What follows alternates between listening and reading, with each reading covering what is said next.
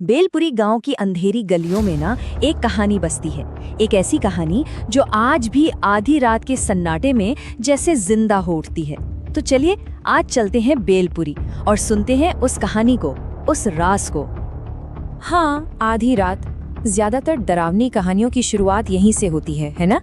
वो समय जब सारी दुनिया सो जाती है और शायद कोई और दुनिया जाग उठती है। बेलपुरी के लिए ये सिर्फ घड़ी का एक कांटा नहीं, बल्कि एक डर की दस्तक है। कभी ऐसा हुआ है कि कानों में पायल की छनकार पड़ी हो, पर आसपास कोई भी ना हो?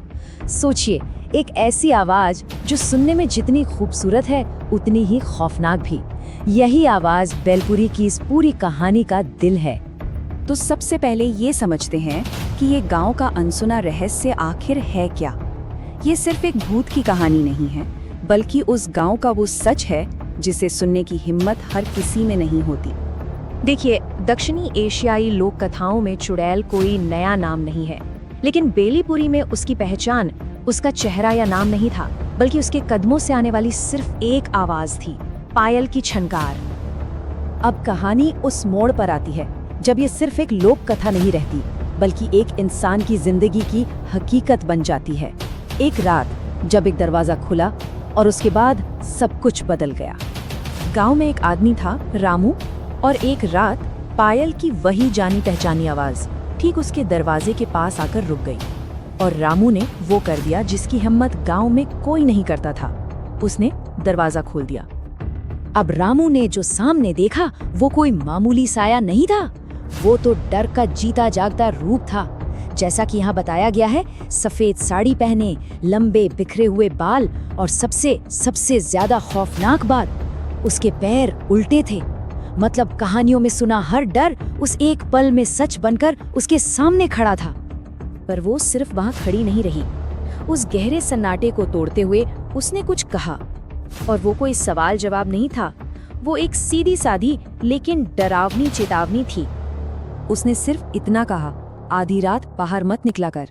सोचिए, उसकी आवाज में एक धमकी तो थी, पर एक अजीब सी सच्चाई भी।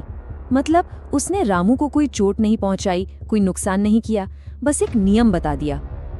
बस ये चेतावनी सुनना था और उस खौफनाक मंजर को देखना था।